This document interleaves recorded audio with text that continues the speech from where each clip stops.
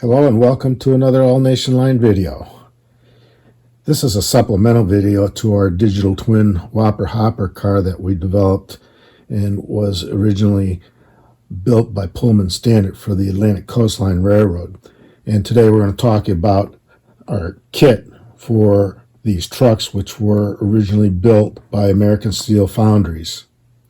So we'll go over some of the parts and how I see assembling these trucks and our new implementation for mounting the trucks onto the center sill bolster for easy installation and removal. Let's get started. Just a quick note before we get into the details on building the trucks for the Whopper hopper.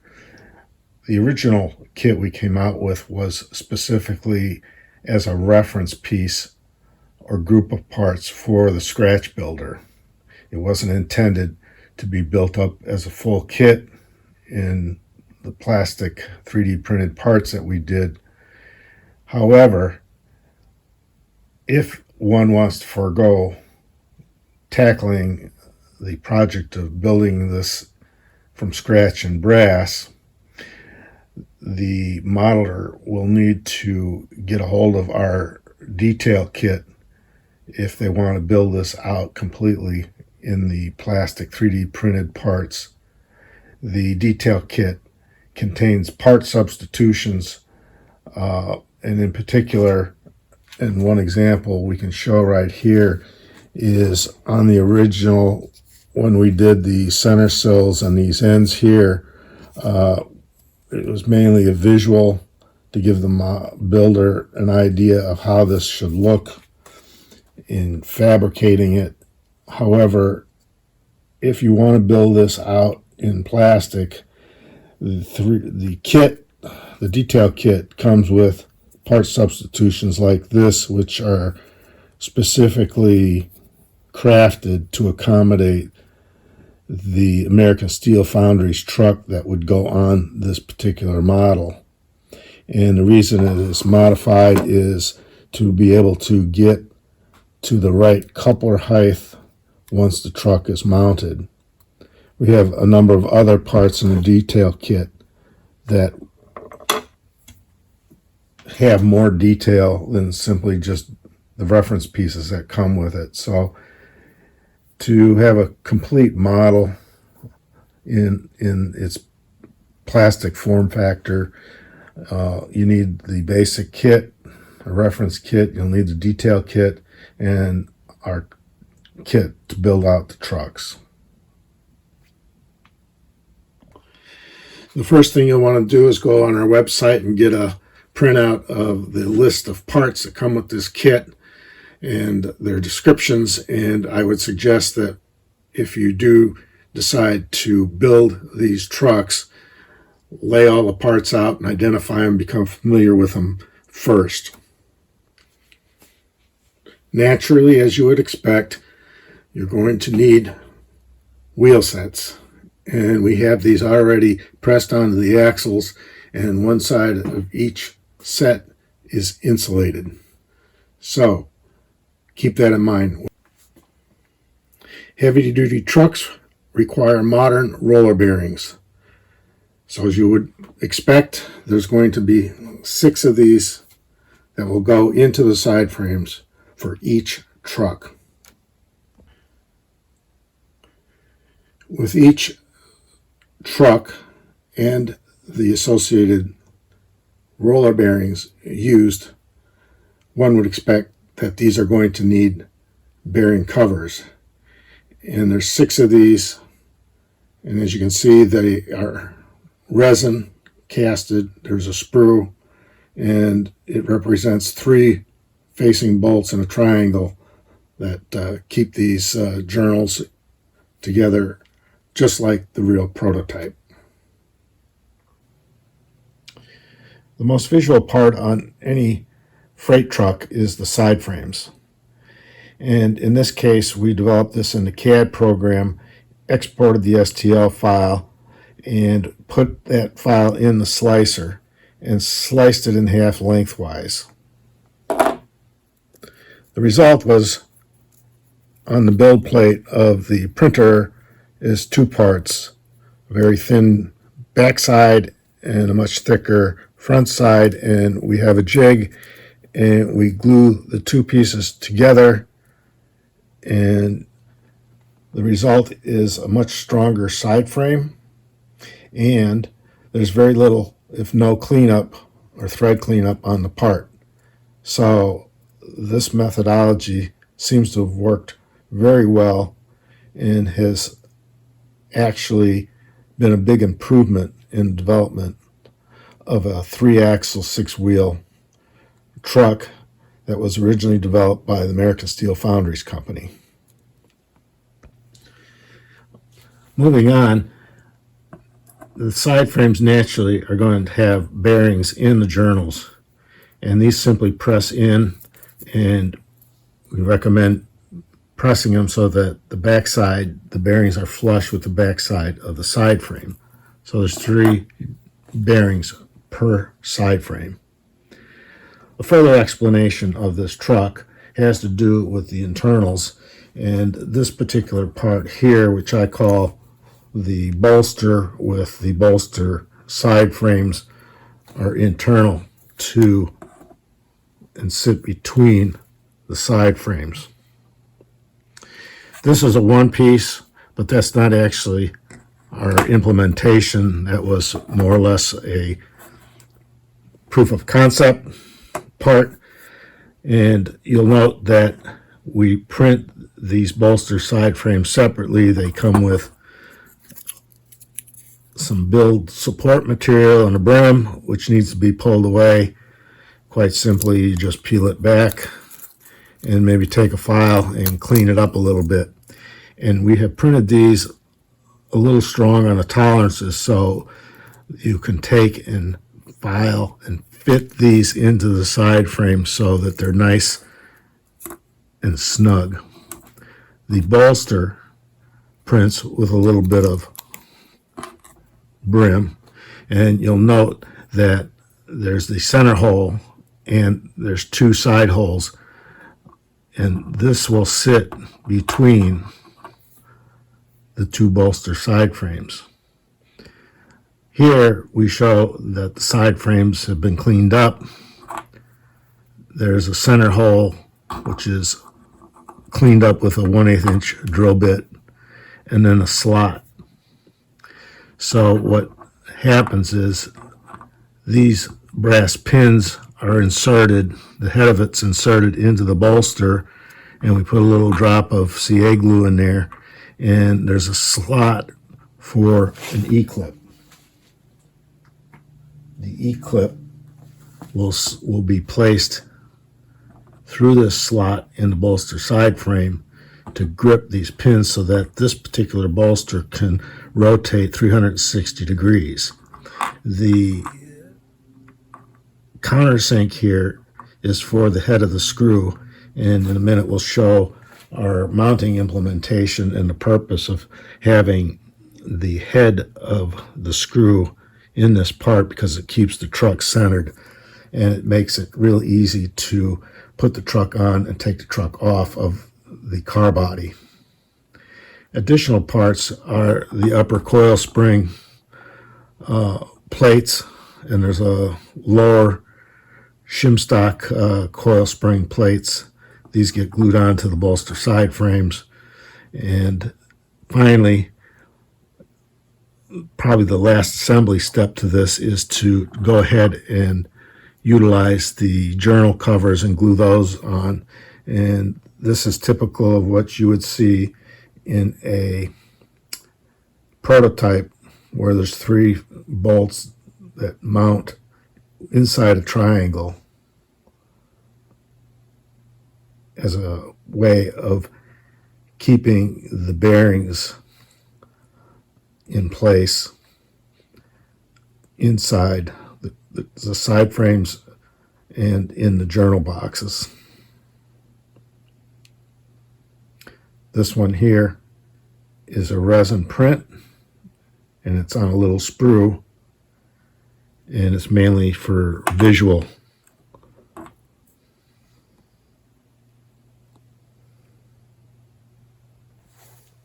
So one of the next steps we do is we take the side frame and we take our side frame bolster pieces, or our bolster side frames, and we clean up the edges a little bit with a file, and then we want to fit these into here so they fit like a glove, and that because they're going to move up and down in the side frame once the springs are in place. And so by fitting like a glove, you'll want to bevel the edges a little bit, and if they're tight, you don't want them so that it's fighting with a lot of friction. Like I say, it should fit like a glove. So the next step is we usually drill this center hole out with a 1/8 inch drill, because these pins are going to go in from this side here, and the little E-clips are going to go in the slot and lock it in there, just like that. The bolster itself, this is a 440 screw. The head of the screw is going to be recessed into the bolster, and you'll put these pins in here and making sure they're square, and give them a little drop of CA on both sides.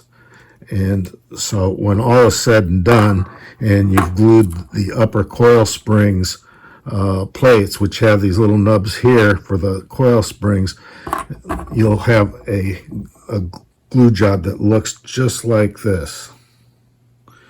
And I'll try to get it in focus. And I typically will leave it so that the detail shows, so when you go to install this piece, it's going to come through. And again, at this point, as you can see, it's not going to fit real easily. It's gonna, because there's little ears on here that will rub against the friction plate on your side frame. So you can twist it a little bit, get it in there, and then you'll see that they'll fit just nice. And we'll put a little shim on the bottom, a brass shim here with some nubs for the bottom plate coil springs, and then install the coil springs. But normally I will have the assembly for this all completed with this and ready to go to take your wheel sets.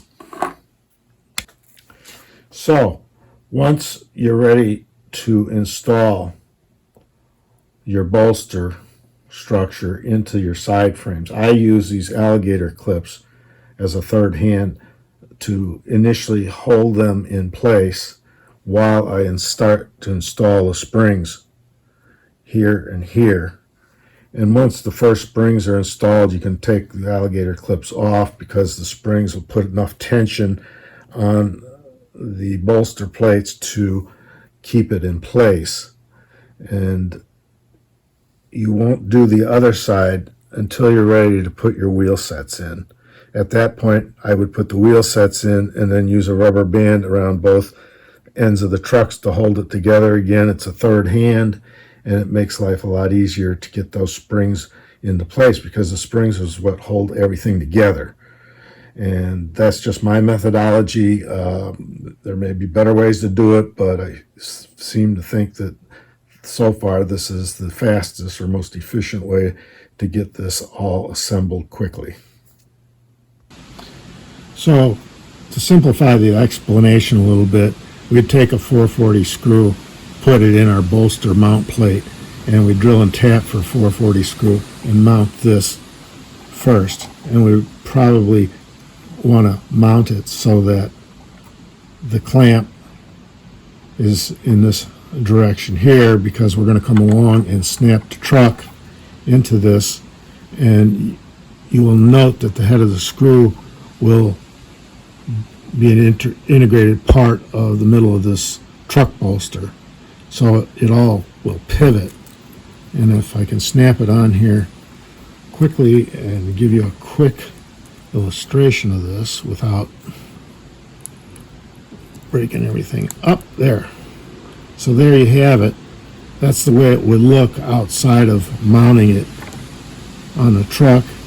And this clamping mechanism here, the bolster mount plate as I call it, is made of 98A TPU, so it's flexible. These will open up so you could remove it quickly or put the seat the truck back into this little clamp. And if you really wanted to secure it, you'll note all along here little rings. You could use a piece of nickel silver wire and thread it through the rings to hold it closed, but I doubt seriously that you would need to do that on this. This will work just fine the way it is, and it will keep the truck, everything will swivel, and at the same time you'll have pretty much all wheels on the railhead all the time. So we're going to give this a try and do some testing on it, and if this works out, then we'll make this little kit available for this particular model for anybody that wants to build an ACL or SCL Whopper hopper. Finally, I want to talk about my implementation for attaching the trucks to the car body.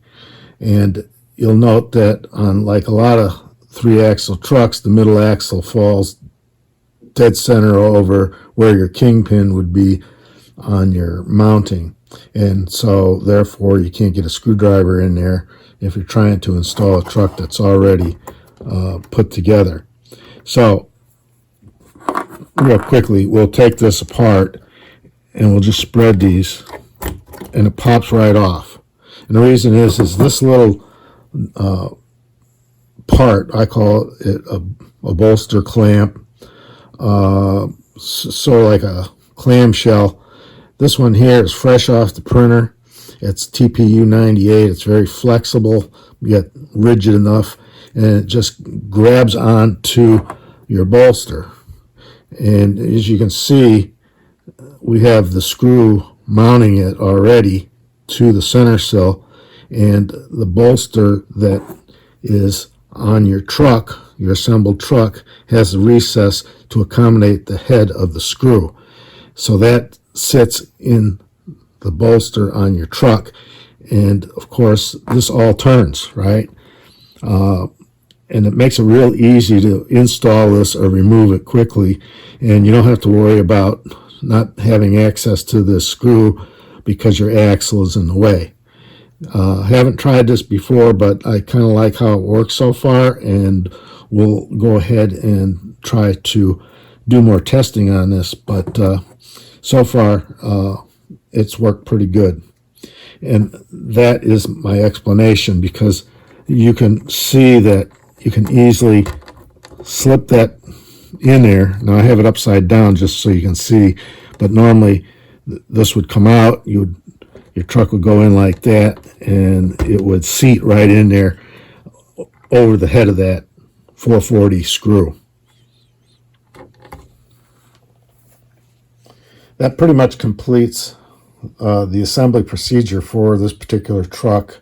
It's pretty straightforward, and this basic truck kit will allow you to add a lot more detail onto the truck, such as your air cylinders, your brake lines, and piping, if so desired. There should be plenty of clearance, and this may actually keep this car a little on the high side, so maybe the shims would be required under the coupler to lower it a little bit, or you could actually take this off and trim a little material off the center sill to bring it down a little further, but you'll want to check your clearances ahead of time before you do that.